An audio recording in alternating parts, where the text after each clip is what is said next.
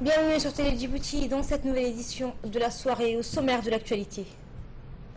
À New York, où soutient la 70e Assemblée Générale des Nations Unies, Ismaël Omar Guelleh s'exprime devant les commissions de développement et du genre.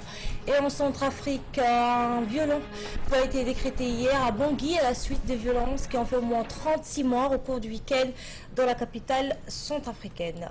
Bonsoir. Le président de la République, Ismaël Omar Guelleh, a participé en début de soirée à une réunion de haut niveau sur la Somalie, regroupant notamment les chefs d'État des pays de l'IGAD. Il sera question, selon notre envoyé spécial Abdelrahman Mohamed, dans cette réunion tenue en marge de l'Assemblée générale, des progrès accomplis par la Somalie dans les divers domaines de la sécurité, de la consolidation des institutions du pays et d'une manière générale de la reconstruction et de l'aide internationale à ce pays.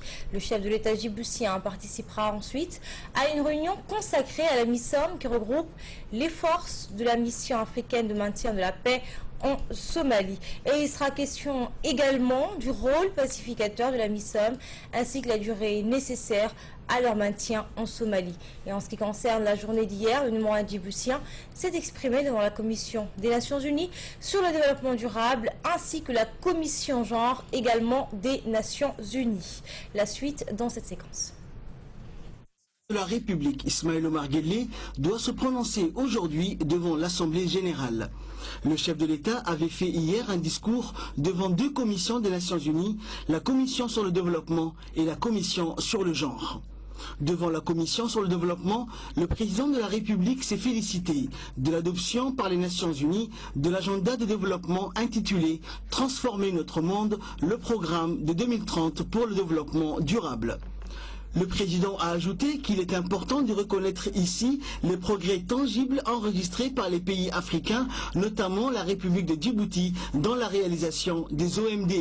Même si des défis persistent, a-t-il poursuivi, des résultats probants ont été observés en matière d'éducation, de santé maternelle et infantile, de lutte contre le VIH-Sida et autres maladies transmissibles.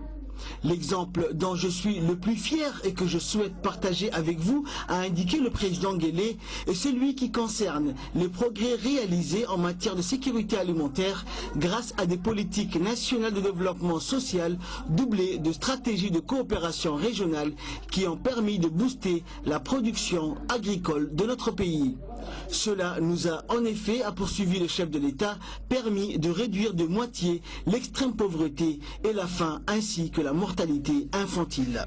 Le président de la République de Djibouti a eu l'insigne honneur de figurer parmi les pays récompensés par la FAO en juin 2015 pour avoir atteint ce double objectif du millénaire malgré des conditions climatiques drastiques. Le président a également soulevé l'épineuse question du changement climatique en indiquant qu'un engagement plus sérieux de la part des États était nécessaire pour ralentir les effets du changement climatique. Devant la commission du genre, le président Guelleh a indiqué que depuis 1999, le gouvernement djiboutien n'a cessé d'œuvrer pour la djiboutienne, pour son autonomisation économique et sociale, pour son intégration dans l'environnement politique et institutionnel, rendant pleine sa participation au devenir du pays. Au travers d'un ministère qui lui est dédié, a dit le président de la République, nous visons à éliminer l'écart existant entre les sexes à tous les niveaux du processus de développement, mais aussi à instaurer un développement durable qui passe par l'institutionnalisation du genre dans tous les secteurs d'activité et la prise en compte des besoins différenciés des femmes et des hommes dans toutes les actions de développement.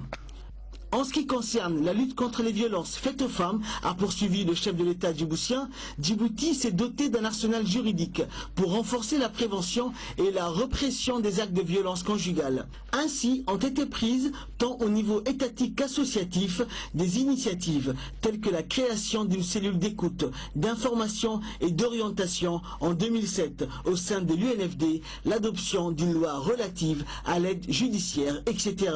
Le Code de la famille, promulgué en 2002, comporte également des dispositions spéciales protégeant les femmes. Cet instrument, a indiqué le numéro 1 djiboutien, prévoit le respect et l'égalité dans le couple entre l'homme et la femme, les mariages précoces et ceux par intérêt en défaveur des femmes sont interdits, tandis que l'âge légal pour contracter un mariage est fixé à 18 ans. Et en ce qui concerne les mutilations génitales féminines, a dit le président Guelleh, aujourd'hui plus que jamais, la volonté politique est au centre des actions pour l'abandon total de toute forme d'excision. Elle s'illustre par l'interdiction de celle-ci par des mesures législatives assorties de sanctions. Mais compte tenu de la nature particulière de l'infraction, a conclu le président de la République, nous poursuivons la mobilisation de l'opinion publique à travers l'éducation et l'information afin de parvenir à l'abandon total de toute forme d'excision.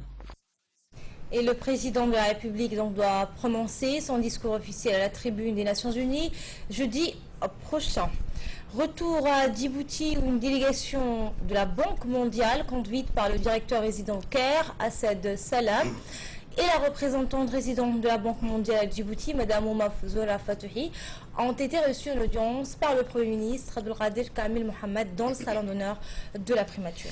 Et ont participé à cette entrevue le ministre de l'économie et des finances, Ilyas Moussa Dawalé, le secrétaire général de la primature, Naguib Abdallah, ainsi que le directeur en charge des financements extérieurs, Ali Mohamed.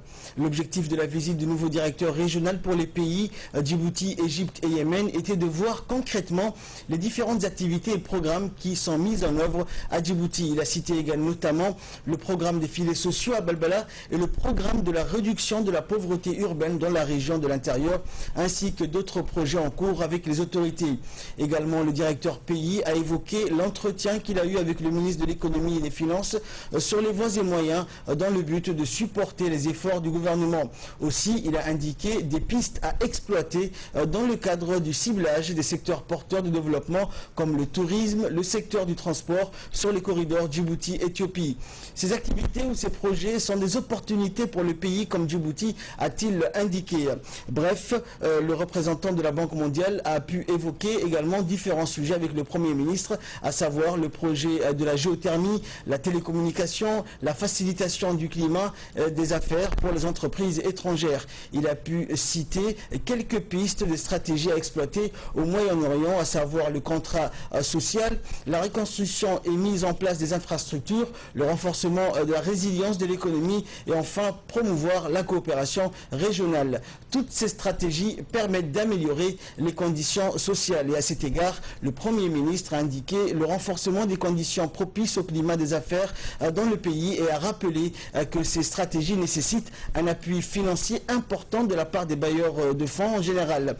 Il a mis également en exergue tous les moyens mis en œuvre par le gouvernement pour endiguer le chômage et la pauvreté dans le pays. Enfin, le Premier ministre a exhorté son hôte d'appuyer davantage les programmes entrepris dans le pays afin que le gouvernement prenne tous les moyens nécessaires pour mettre en œuvre ces programmes de développement. Une poignée de main marquant le début d'une longue collaboration, une signature d'un mémorandum d'entente a eu lieu ce matin au Palais du Peuple entre le ministre de l'économie et des finances chargé de l'industrie et Oxford Business Group. Et cette institution de médias est spécialisée dans l'information économique et financière des pays émergents. Avec ce partenariat, Djibouti va bénéficier d'une plus grande visibilité. Dans sa vision Djibouti 2035, la République de Djibouti a émis une stratégie quinquennale qui est entrée, outre le chemin de fer moderne, électrique et des projets d'infrastructure à venir. Écoutez le ministre de l'économie et des finances. Absolument réaliser et faire connaître au monde. Bientôt, un chemin de fer moderne, électrique, va être mis en opération avec l'Éthiopie. Très bientôt, des grands projets d'infrastructure vont être signés. Éventuellement, dans les prochains jours, nous aurons de très bonnes nouvelles pour Djibouti. Nous sommes actuellement en cours de construction de plusieurs ports, lesquels ports seront les ports les plus performants sur la côte est de l'Afrique. Vous n'êtes pas sans savoir que le terminal à conteneurs est celui qui reste le plus performant sur l'ensemble du continent africain. Mais nous avons également d'autres projets d'infrastructure, notamment sur des routes, sur des autoroutes qui doivent connecter entre Djibouti et l'Éthiopie. Notre ambition ne s'arrête pas sur l'Éthiopie, c'est d'aller au-delà de l'Éthiopie. C'est très important pour Djibouti d'accéder à d'autres marchés enclavés au-delà de l'Éthiopie. Donc, il y a ce programme d'intégration régionale qui doit également nous conduire nécessairement à interconnecter Djibouti à la Somaliland et à la Somalie par des routes, par des autoroutes, mais également de construire des projets de pipeline. Nous avons d'ores et déjà signé un accord de financement sur un projet de pipeline gazier par le groupe chinois Poly GSL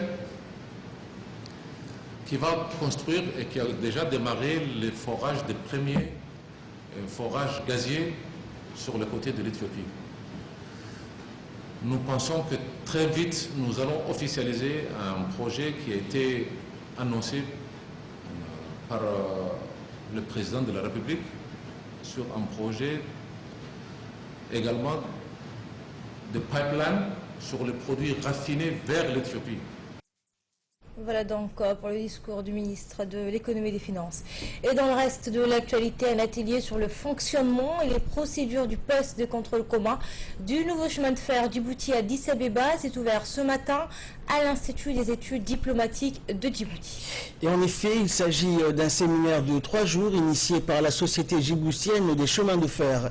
Et durant ces 3 jours d'atelier, les membres du comité mixte djibouto-éthiopien vont proposer et débattre sur l'organisation et le fonctionnement d'un seul et unique poste de contrôle de la nouvelle ligne ferroviaire située à Dawalé. La cérémonie d'ouverture de cet atelier, co-présidée par le ministre djiboutien des Affaires étrangères par intérim, Ahmed Ali Sillaï, et du ministre de l'équipement et des transports, Moussa Ahmed Hassan, a également regroupé des représentants des organisations frontalières djiboutiennes et éthiopiennes. Aujourd'hui, nous avons eu une collaboration de nos amis turcs, le chemin de fer turc, qui nous ont dépêché donc 2 experts avec l'appui financier de centres de recherche statistique, économique et de formation pour le pays islamique. Donc l'objectif, c'est à travers donc ce poste commun, c'est comment rendre efficace et efficient l'ensemble des opérations de transit sur ce poste à guichet unique. Et je pense qu'à l'issue donc de cette formation, de ces séminaires de 3 jours, les représentants de 2 pays, qui sont les services compétents donc, qui interviennent donc, généralement à des postes frontaliers, vont donc acquérir un certain nombre de connaissances et de compétences pour l'opérationnalité de ces postes. Et Ahmed Ali Sillaï, ministre des Affaires étrangères par intérim, a tout d'abord souhaité la bienvenue aux séminaristes. De son côté, le ministre de l'équipement et des transports, Moussa Ahmed Hassan, a indiqué que les travaux de l'atelier doivent répondre à la gestion de ce poste frontalier à guichet unique. Écoutez. C'est un réel plaisir pour moi de procéder aux côtés du ministre des Transports à l'ouverture de cet atelier régional sur le fonctionnement et les procédures du poste ferroviaire commun à la frontière de Dawalé dans le cadre du projet de nouveau chemin de fer djibouto-éthiopien. Le ministère des Affaires étrangères, qui est représenté au sein du comité de suivi, au niveau des experts et au niveau ministériel, poursuivra ses efforts en collaboration avec le ministère des Transports pour la poursuite et la réussite de ce projet capital. En effet, la facilitation des échanges commerciaux se heurte souvent aux formalités administratives lors des franchissements des frontières entre les États. Cette réalité engendre des retards et des coûts économiques élevés en matière de transport, réduisant ainsi la performance des économies des pays concernés, en particulier ceux des pays enclavés. Dans le cadre de la construction de la ligne de chemin de fer Djibouti-Addis Abeba, il a été décidé d'un commun accord par la République de Djibouti et la République fédérale et démocratique d'Éthiopie de construire un seul poste de contrôle à la frontière de Galilée-Dawalé. Les procédures de contrôle communes seront menées par les services concernés des 2 pays sur le même lieu afin de réduire au minimum le temps d'arrêt des trains à la frontière. Ce séminaire sur le fonctionnement des postes de contrôle à la frontière à destination de ce groupe de travail binational vise d'une part à mieux comprendre les enjeux des postes frontières à guichet unique et d'autre part à aider à déterminer avec précision les procédures de contrôle communes qui vont prévaloir dans quelques mois lors du lancement de l'exploitation de la ligne de chemin de fer. Je suis confiant que les travaux de ce séminaire, qui seront notamment animés par 2 experts de la Société nationale de chemin de fer de Turquie, vont permettre de progresser très rapidement dans la formulation des procédures de contrôle à la frontière. Et après le décès de feu Ismail Guédi Haret, survenu mercredi dernier à Paris, les Djiboutiens dans leur ensemble continuent de rendre hommage à la mémoire du défunt. Et c'est ainsi que le registre de condoléances ouvert à cet effet à l'Assemblée nationale ne désemplit pas.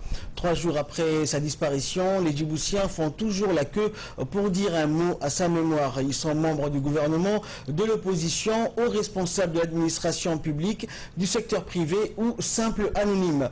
Tous saluent la mémoire d'un homme politique, mais aussi d'un homme d'État dont la disparition, comme l'a dit le président Guelleh, est une perte pour la nation. Direction l'Arabie Saoudite où les pèlerins djiboutiens sont revenus hier dimanche à la Mecque après un séjour depuis mardi matin entre Mouna, Rafat et Moustalifa. Les personnes âgées et souffrantes ont quitté Moustalifa après 12 heures. Le reste des pèlerins ont quitté le lieu après la prière du matin pour revenir à Mouna où était prévu le lancer des pierres contre Satan. Quelques pèlerins djiboutiens se trouvant sur les lieux au moment de l'accident ont été happés dans la bousculade. Certains ont eu de la chance de sortir de la mêlée mortelle et sont retournés au camp de Mouna, à l'instar du Hadji Ali Arab et aussi d'autres. Et certains témoignages indiquent que d'autres pèlerins djiboutiens se trouvaient sur le lieu. Aussitôt les recherches pour retrouver ces personnes, aucune victime n'a été identifiée parmi les pèlerins victimes de l'accident. C'est selon comme M. Al-Sal, secrétaire général du ministère de la Culture et des Biens Warf. Ce dernier a annoncé que les recherches vont continuer dans les autres morgues des hôpitaux saoudiens. Par ailleurs, les autorités saoudiennes ont annoncé qu'elles vont lancer une opération d'identification digitale pour reconnaître ainsi les victimes dont le visage et le corps sont méconnaissables. Les pèlerins djiboutiens pensent toujours aux personnes qui manquent à l'appel depuis le jour de l'accident de Jamalat. Tous prient et espèrent leur retour, mais ils savent aussi que tout est de la volonté de Dieu et personne ne peut y échapper. Les pèlerins djiboutiens vont rester donc jusqu'à leur retour à Djibouti, à la Mecque, pour effectuer les derniers tawaf qui vont clôturer toutes les étapes du Hajj qui constituent donc le 5e pilier de l'islam. Également dans l'actualité, le ministère de la Promotion de la Femme a clôturé ce matin un atelier de 2 jours à l'encontre pour les comités de santé communautaires. Et cet atelier avait pour objectif de renforcer les compétences des relais en matière de la promotion de la femme et a regroupé une trentaine de représentants de la société civile Djibouti-Ville, à savoir les 3 communes. Ainsi, les participants à cette formation ont dit avoir beaucoup appris durant ces 2 jours et ont apprécié les séances de débat et échanges qui leur ont permis de mettre à jour les connaissances qu'ils ont toutefois émis le souhait que ce genre de formation se multiplie et ont remercié les organisateurs de cette formation. En nouvelle nationale toujours, une cérémonie de remise de kits scolaires s'est déroulée dans la localité de Damerjoug, dans la région d'Arta. En effet, c'est la banque East Africa Bank qui a remis un lot de kits scolaires à l'association Dadjia pour une 60aine d'enfants scolarisés issus des familles défavorisées. Et cette cérémonie de remise de kits qui s'est tenue hier a concerné essentiellement les élèves issus de l'enseignement de base. La remise de kits a vu donc la participation des responsables des établissements scolaires de l'enseignement de base. Les parents des élèves bénéficiaires ont tenu à remercier East Africa Bank ainsi que l'association Dadjia qui avait émis le souhait d'aider ces jeunes élèves dont les familles sont le plus souvent démunies. Et en nouvelle du monde à présent, un couvre-feu